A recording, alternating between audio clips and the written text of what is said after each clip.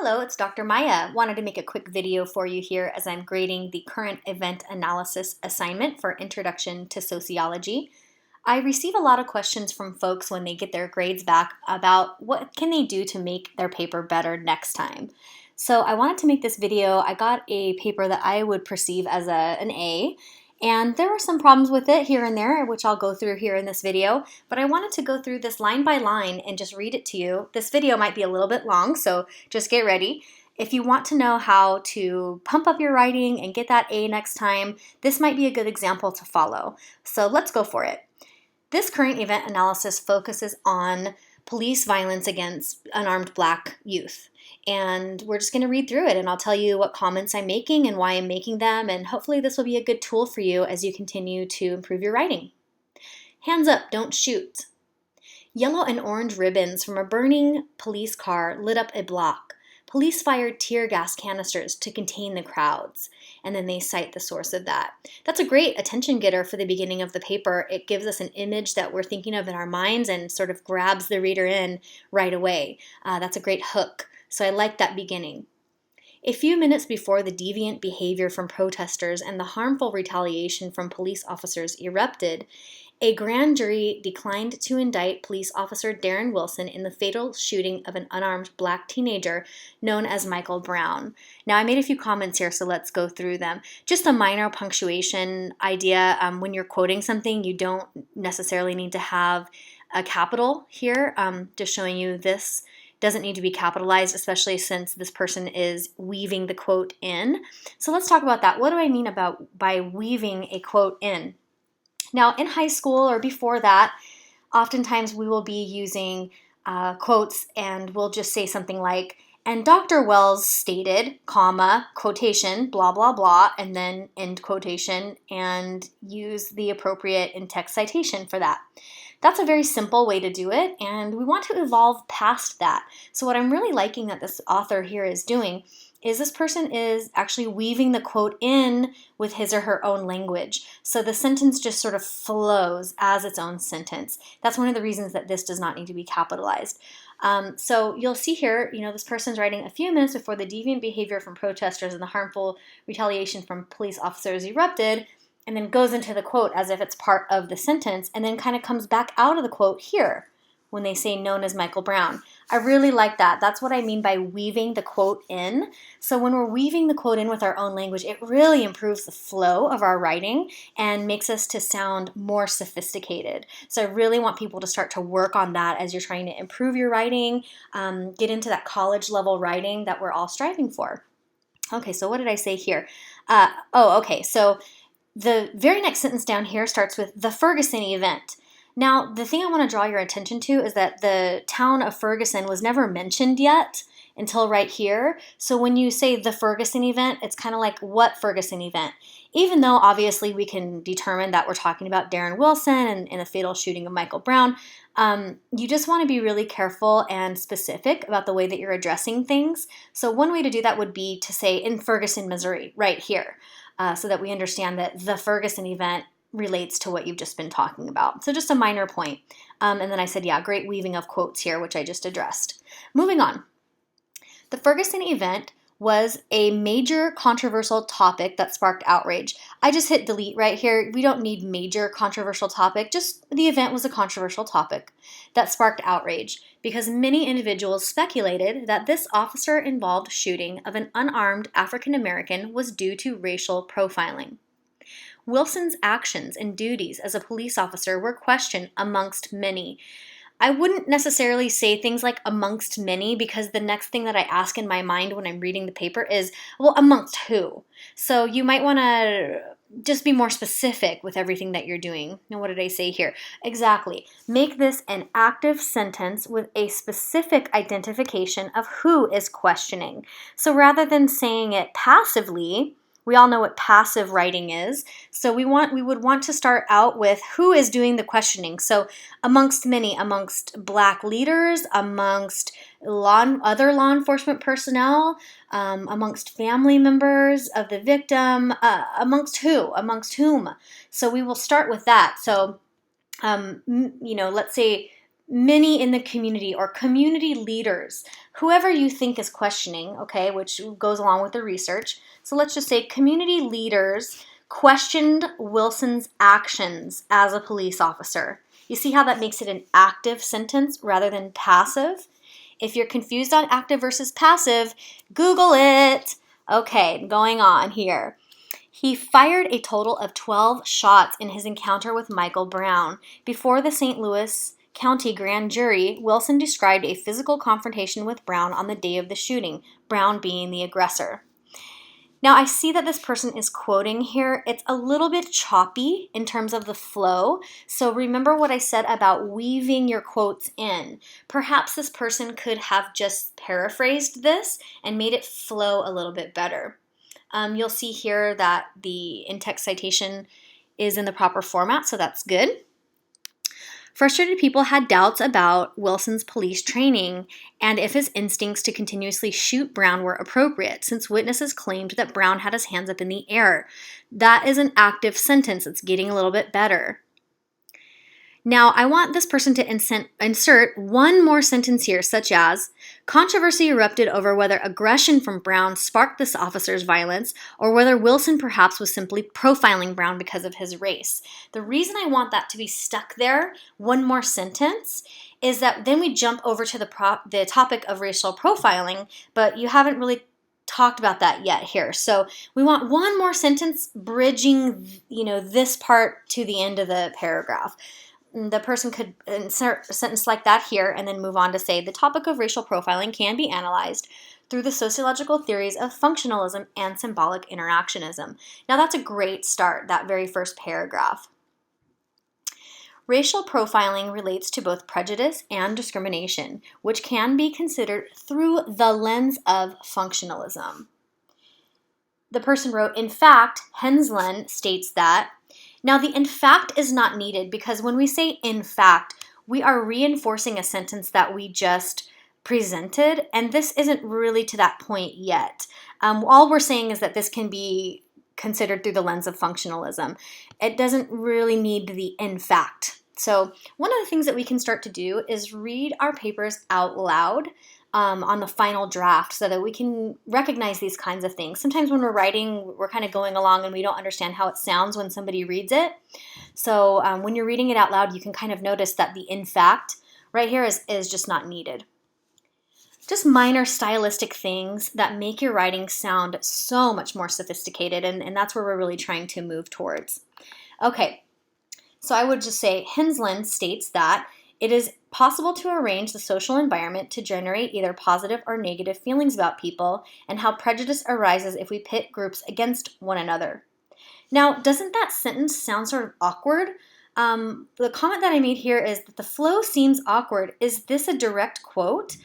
I don't remember reading it this way in the textbook that this person is citing here. So maybe this person is taking bits and pieces out of that and sort of combining them. I'm not sure exactly what happened there.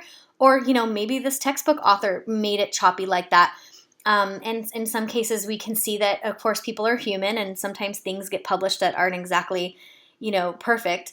But if you just read that out loud like I just did, it sounds sort of funny. It sounds sort of awkward. So I would suggest kind of revisiting this sentence and the way that it's being presented. Also, I don't know what we're talking about here with positive or negative feelings about people and pitting groups against one another. I think this could be a little bit clearer. So just again, rewriting is writing. We always say that, right? So editing is a huge part of writing, and just trying to help you guys out with that. So moving on. Thanks for your patience on this video. I know it's long, but I know it will also help you with this great example from the current event analysis paper. Regarding the Ferguson event and other similar cases, there is a divide between African American communities and police officers. According to Heath, the unrest in Ferguson was stoked by mistrust among Black residents who complained that the city's police department had singled them out for years. Now, this person is going kind of quote to quote to quote to quote, and that would be my main criticism of this paper. So you'll see as we go along how this person kind of drops in a bunch of quotes, which is great, but we also want to weave in the idea of paraphrasing and really getting our own language in there. It's not enough to just sort of patch together a bunch of quotes. As you can see here on my Turnitin document viewer, 47% of this paper is quotes. So that's fine, and we do want to have a lot of information that supports the points we're making, but the key to that is actually making points of your own. So what I said here is, before adding another quote, let's see if I can get this to show up a little better here.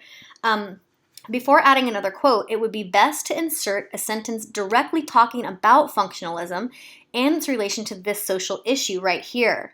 It's not the best flow to have quote after quote. You have to set up each quote. I know that we have learned about setting up quotes, so just keep that in mind as you're going along. Henslin also mentions that you can also see, so look, we have also and also. Watch out for repeated words. You can either just take out also, or if we're paraphrasing, you don't even need to have also here. Just look out for that. And again, reading something out loud like I just did, I said, oh, I just said also. It really makes you think about it in a different way. Be creative with your language. You can also see that prejudice is functional, how it creates in-group solidarity. And of course, it is obvious how dysfunctional prejudice is when you observe the way it destroys human relationships. Now, this quote would be a perfect opportunity to paraphrase. Put that in your own words, and then just cite the person for the idea. These elements are reflected in the Ferguson case because the prejudice, stereotypes, and racial profiling that many African Americans experience on a daily basis establishes strong relationships in which they are able to understand and sympathize with one another. Now, I would put a little more detail in here. Why? Connect that back to the racial profiling. Basically, what this person is trying to say is that, it can be actually functional in a weird way to be stereotyped or be discriminated against, because what that does is it sort of creates solidarity amongst other people who are also being discriminated against. So it's a really kind of counterintuitive idea that racial profiling would actually be functional for the people who are experiencing the discrimination. Isn't that kind of a weird idea? If you are talking about something like that, just draw it out a little bit more in the explanation. Be a little bit more clear and detailed about how that relationship between ideas works.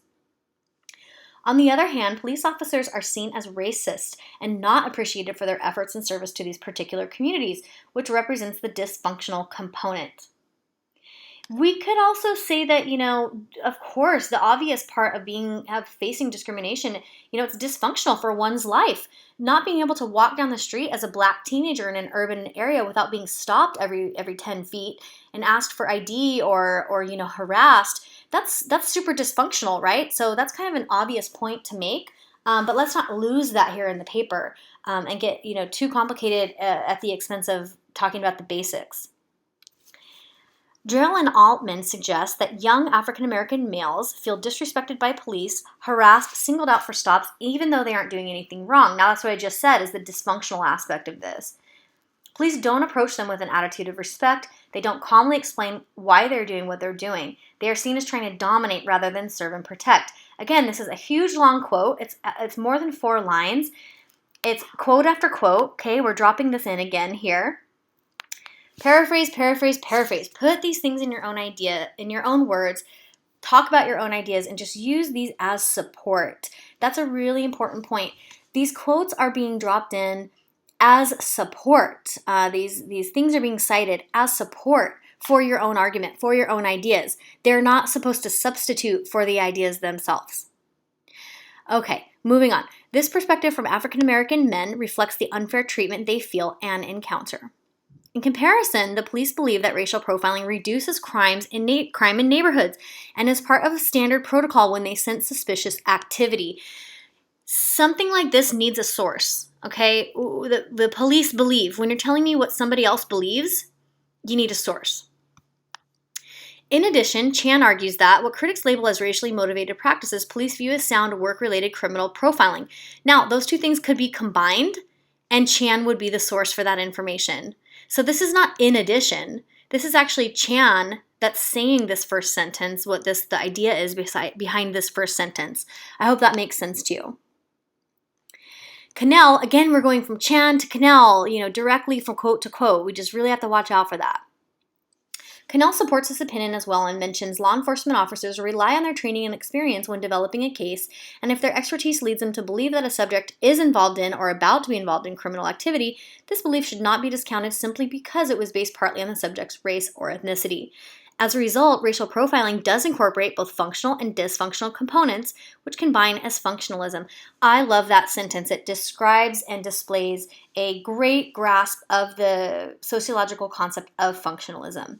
This is why this paper is an A level, because it's really displaying a good grasp of the sociology. Another sociological theory that pertains to racial profiling and the other characteristics associated with it, such as prejudice and discrimination, would be symbolic interactionism.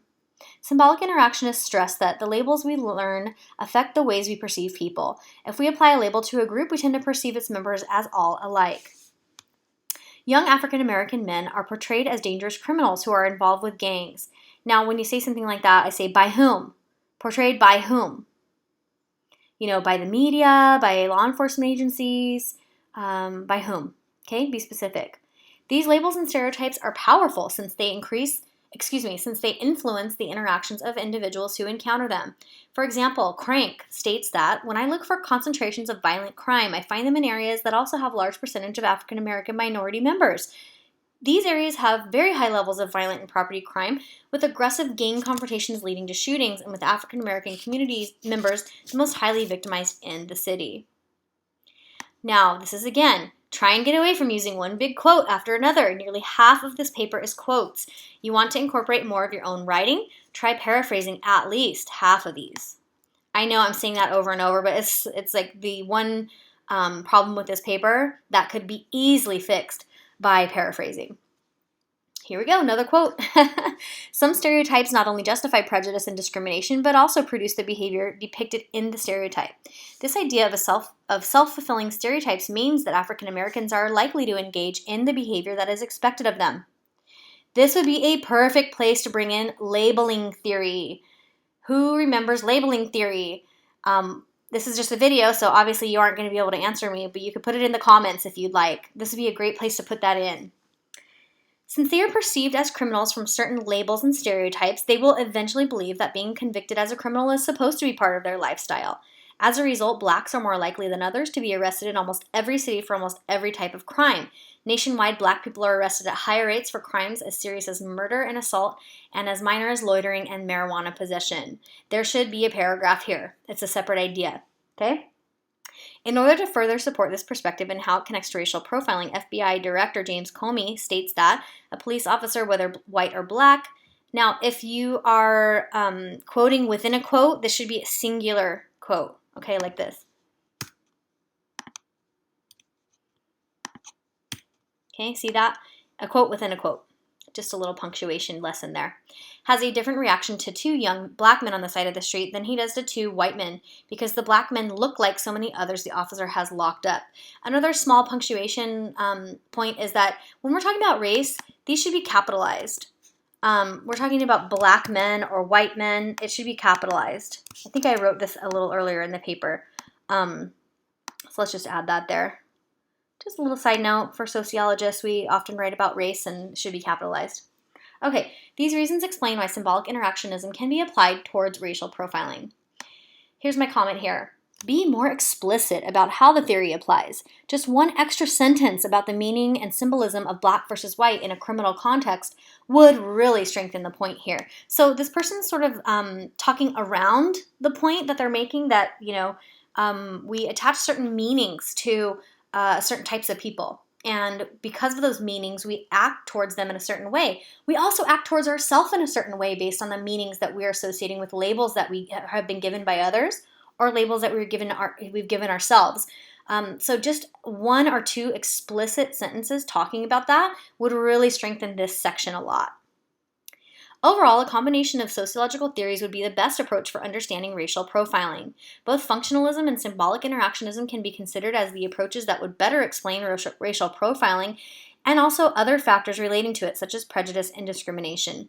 When we're talking about better explain, better than what? So I just don't think better is necessary here. Functionalism includes both functional and dysfunctional elements. In particular, for the Ferguson case, many had thoughts that the grand jury's decision to decline indictment of Wilson was unjust. And to the protesters, this represents a dysfunction of the justice system, right?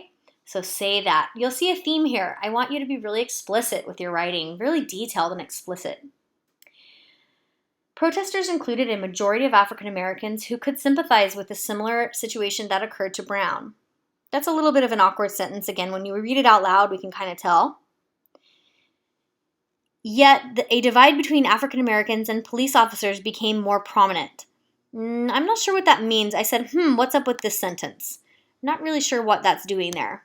If the sentence doesn't belong there, hey, take it out. This paper's actually over the page requirement anyway, so we can take some of this stuff out. Law enforcement did not want to be viewed as racist individuals, and instead they insisted that racial profiling could be beneficial to reduce the rate of crimes. According to Canel, law enforcement personnel must be allowed to exercise their professional judgment and use personal observations of a suspect during the course of their duties. Symbolic interactionism is also important because labels and stereotypes influence many, including police officers and how they might perceive African Americans, which can potentially develop into racial profiling and create prejudice. Some of this stuff is sort of sounding repetitive to me, and I know that we've been taught to sort of restate all of our points in our conclusion. In a 3-page paper, it's not necessary to go into it in as much detail. Literally just saying something like, approaching this issue from both symbolic interactionism and functionalism allows us to better understand the issues is enough. We don't need to go back into all the details and provide more evidence here in the conclusion. It's just sort of getting a little repetitive, and like I said, we could take a lot of that stuff out.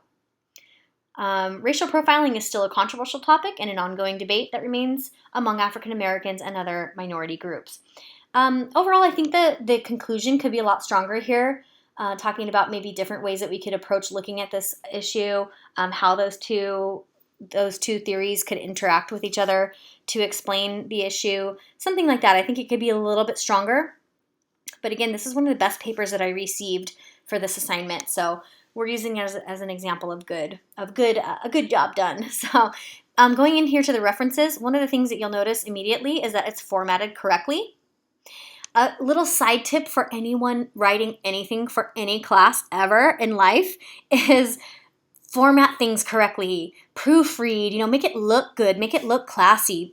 Follow the directions that your professor or your teacher has given you. If you're supposed to be citing things in MLA format, Google MLA formatting and look at what it's supposed to look like. For our class here for sociology, we're doing ASA format. That's the American Sociological Association format. So both within your text as you're citing quotations as you go along and in your references, you want it to be formatted correctly. It's just such an easy thing to do to make sure that you're typing, the periods in the right place and whatnot. And seriously, somebody like me who's looking at this says, "Oh, great job on this formatting." It makes us feel good, like you're actually listening to the assignment. Overall, this was a very good paper. I will be giving it an A. I am not always looking for perfection, especially in a course like this where we're sort of just trying it out for the first time. It's an introductory sociology course, and I get it. We're not all perfect quite yet, but I want people to be paying attention to writing style, sophistication, and how to incorporate sources. And this person can really improve their writing a lot just by paying attention to those things. And in future classes, just be a superstar in the writing department. Writing's so important to me. I love language arts, as you all know. Thank you for listening to this video, and email me or comment below with any questions.